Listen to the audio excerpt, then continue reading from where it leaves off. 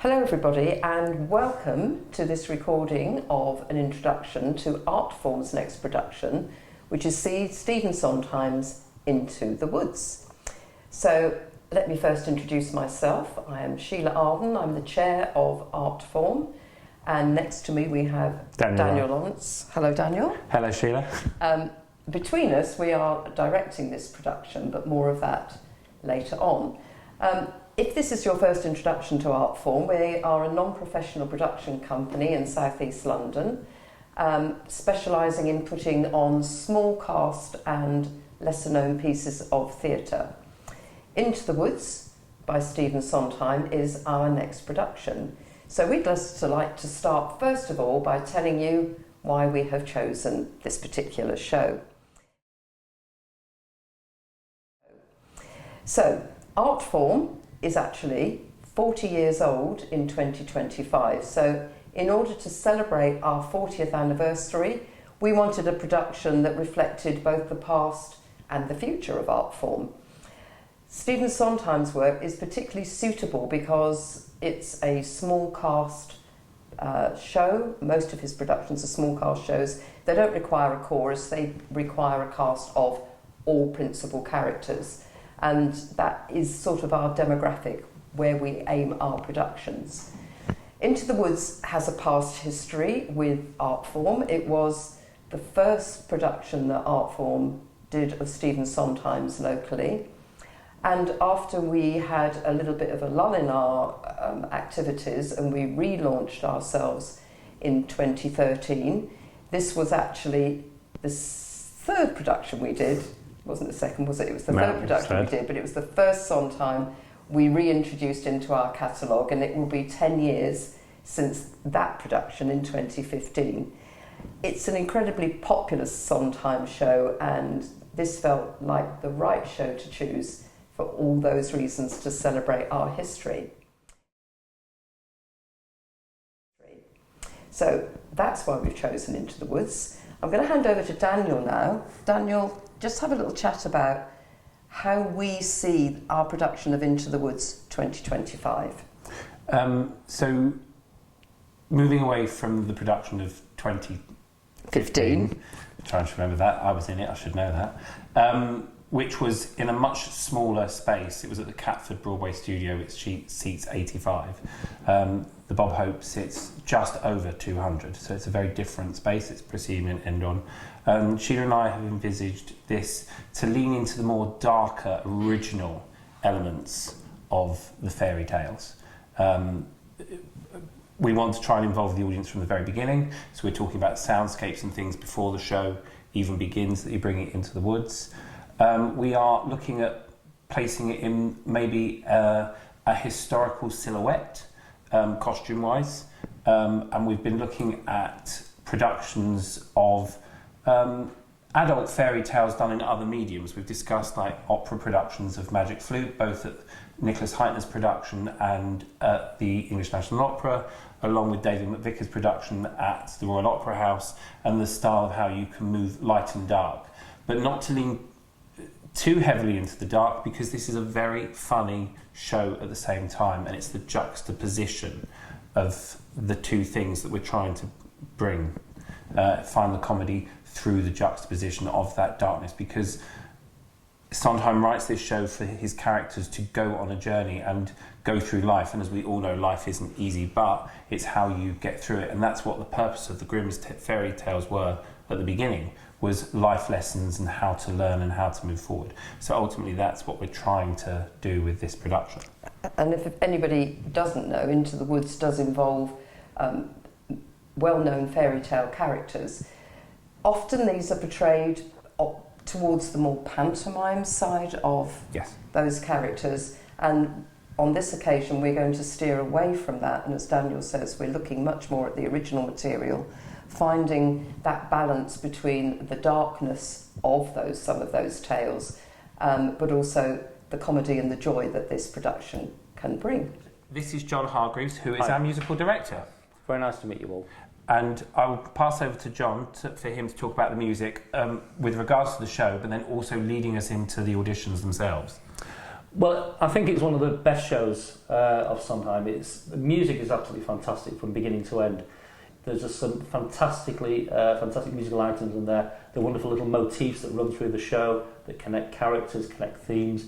But each character, and we talked a little bit before about the fact this is a principal show, everybody has something really good to sing. And it's lyrical, it's meaningful. One of the things about Sondheim is you're telling a story all the time. Every song tells a story. And I love the thing about Sondheim that it's a very human thing. All these characters are very human because they have so much depth to them, and yet they have frivolous moments as well, and moments of pure comedy, sometimes intentional, sometimes unintentional. And capturing that is the kind of trick of doing a Sondheim show, I think. Following on from what John said, all the information for the auditions, including the pieces and the speeches, etc., and any information can be found on the Artform website and is in an audition pack. But for those of you that don't enjoy reading and don't wish to sit there going through, we're going to go through just a general wash of the show and the characters in terms of what we want with the day and what you think might work for you. So there's an array of fairy tale characters with characters such as Cinderella, Little Red Riding Hood, Rapunzel, and new characters that Sondheim has planted in, such as the baker and the baker's wife, along with the witch. Now the witch is more of a standard witch, she's not from any particular fairy tale, and then you get other characters such as Jack's mother from Jack and the Beanstalk, and standard princes. With the subsidiary characters, they're not so much more subsidiary as some ranging from supporting to cameos, and I'll mention cameos later because they're actually some of the most fun parts. In terms of what we're looking for, we want you, and that's really what the most important thing is with this show.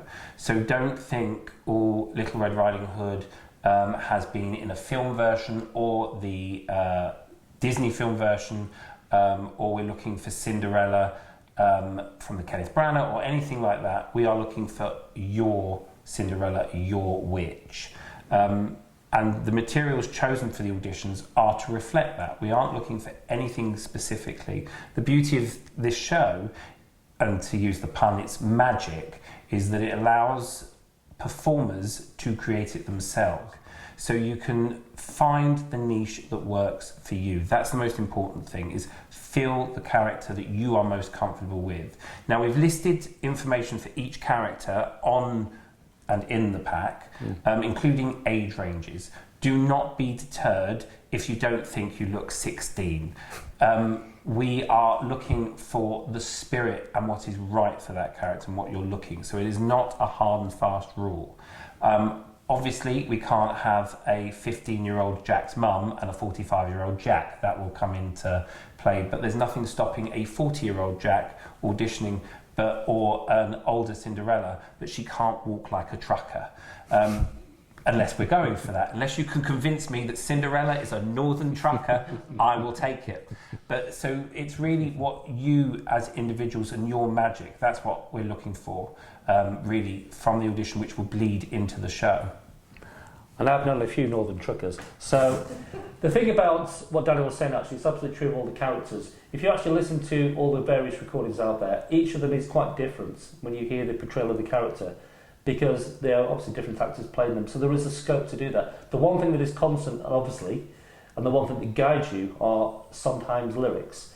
Musically, they're very lyrical songs to sing, but it's the lyrics that are always so fundamental to this. And the one thing that Sondheim always insisted was absolutely clear diction. And I think that's the one thing I would say to anybody auditioning. First of all, learn the music, learn the songs. You can have a prompt, script or score in front of you, that's absolutely fine. You don't need to know it off by heart necessarily, but kind of know it well enough to actually give the story and give the character. But really good diction.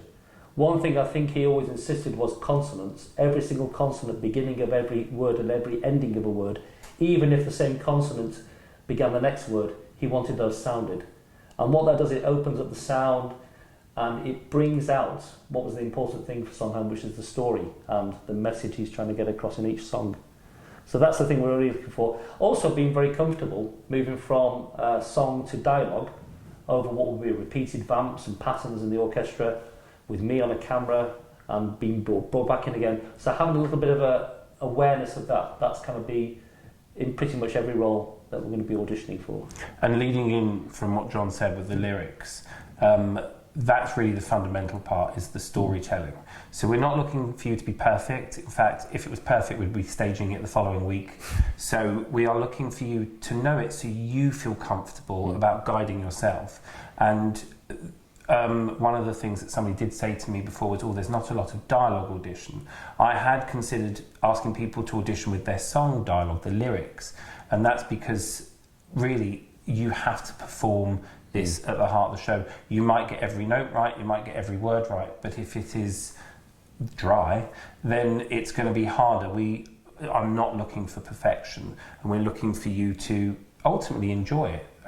Use this as a performance space. I don't know if, John, have you got anything to say in terms of musically for people vocally, in terms of what to if anyone's worried about anything particularly?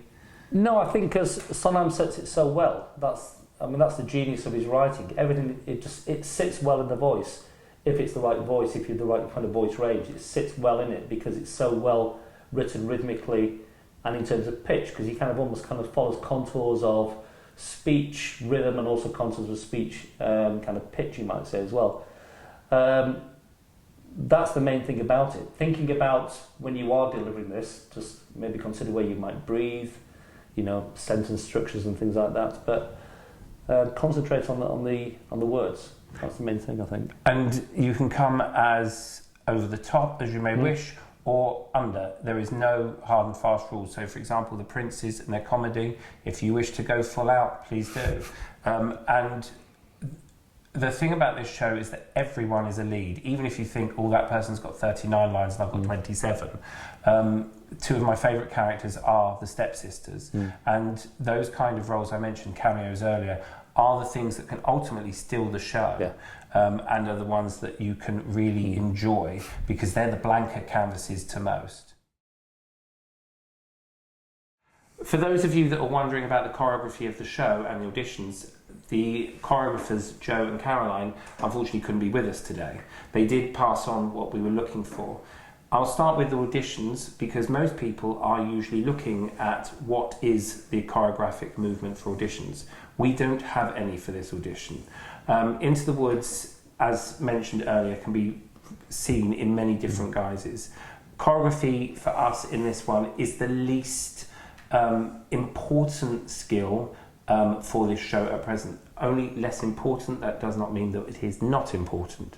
But we will not be surprising you with triple time steps out of the blue on the auditions. We might ask for one or two people, if we don't know you, to simply do a box step just to make sure that you are capable of taking instruction, but please don't let that put you off in any way. The choreography we're looking at, and I know Caroline and Joe are very keen on, will be character based. Again, bringing more of what you have with your own physical appearance, etc., etc. So it will be driven by that, but also character in the way that you conceive the part. So there will be more, it is more movement based than anything else. So rehearsals, we usually conduct them on a Wednesday and primarily a Sunday. Now, do not worry if there are problems with certain rehearsal dates. Do let us know because we can work around you. This show is far more compartmentalised than previous productions we've done, such as Hunchback of Notre Dame. We're very sensitive to childcare arrangements, and we've even had people with their children at rehearsals. So we do all we can to support all, including those that may have disabilities and other needs. So please don't let anything like that preclude you. The only issue may be if you can't do the show dates or most of the rehearsals. So we do want to know what you can and can't do. It will not alter our decision on your role, obviously, unless you can't do opening night. That is an issue. But most things we can get around if you can tell us in as much advance notice as you possibly can. Rehearsals are always relaxed and always fun.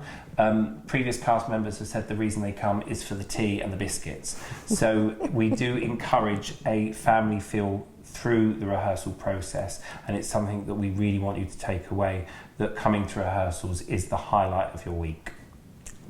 along with a lot of hard work. Yes, but this is sometime, so we wouldn't expect anything less. Right, so after that, if you are interested in auditioning, there might be a few little more details you need. The week of performance of the show is the 2nd to the 5th of April 2025 at the Bob Hope Theatre, Eltham, SE9. The auditions are on Sunday, October the 20th. These will be at, Daniel? The Tutorial Foundation, which can be found at 76 Freelands Road in Bromley.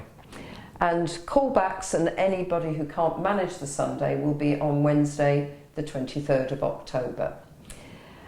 Everything you need to know is really in the audition pack, including our fair casting policy, which you may want to have a look at. The audition form is also on our website, artform.org.uk. The form itself, you can fill it in online, it will automatically get sent to Artform, and then you will be allotted a time slot for your audition on the Sunday. And we will look forward to seeing you then. Meanwhile, thank you so much. We look forward to seeing you at the auditions.